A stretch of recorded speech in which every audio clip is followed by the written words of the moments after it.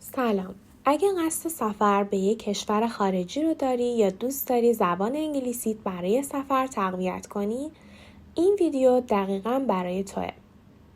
امروز با 30 جمله خیلی کاربردی و مهم آشنا میشی که توی فرودگاه، هتل، رستوران، تاکسی و خرید به کارت میاد. حتما تا آخر ویدیو با من بمون. سابسکرایب یادت نره.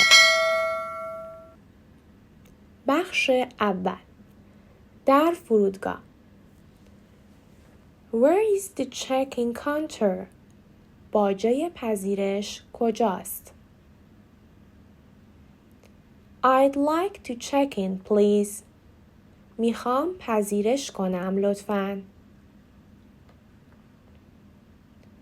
Here is my passport and ticket.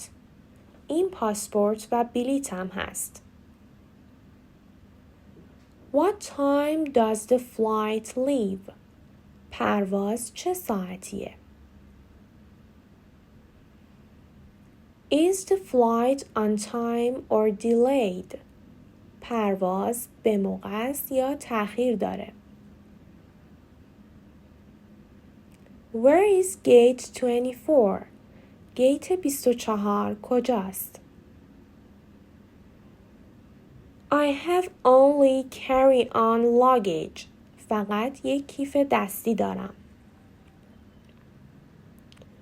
بخش دوم، در هتل. I have a reservation under the name of Ali. به اسم علی رزرو دارم.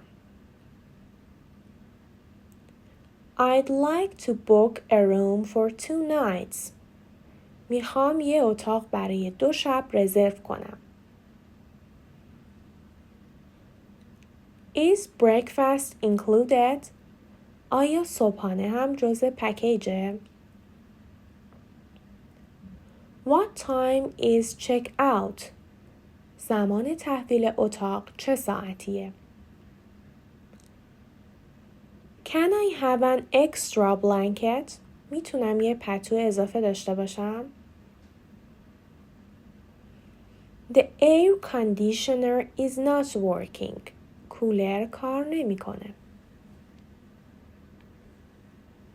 بخش سوم، در رستوران یا کافه. A table for 2, please. یه میز برای 2 نفر لطفاً. Can I see the menu, please? میتونم منو رو ببینم لطفاً؟ Do you have vegetarian options? غذای گیاهی دارید؟ I'll have the pasta, please. پاستا میگیرم لطفاً. Could I get a bill? ممکنه صورت حساب رو بیارید؟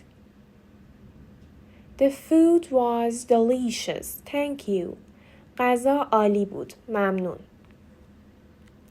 بخش چهارم، تاکسی و حمل و نقل. Can you take me to this address? میتونی منو به این آدرس ببری؟ How much does it cost? هزینه‌اش چقدره؟ Please turn on the meter. لطفاً تاکسیمتر رو روشن کنید. Stop here, please. لطفاً همینجا نگه دارید. بخش پنجم، خرید و مغازه ها. How much is this? این چند قیمتشه؟ Do you accept credit cards? کارت اعتباری قبول می کنید؟ Do you have this in a different size? این رو سایز دیگه هم دارید؟ Can I try it on? میتونم پروف کنم؟ It's too expensive. خیلی گرونه. Do you have a cheaper one? مدل ارزون تر هم دارید؟ I'll take it. همین رو میخرم. مرسی که تا آخر ویدیو همراه من بودی. این جملات رو چند بار تمرین کن تا توی سفر راحت تر ارتباط بگیری. اگه این ویدیو برات مفید بود، لایک و سابسکرایب یادت نره. سوال یا موضوع خاصی تو ذهنت داری تو کامنت ها بنویس. سفر خوش.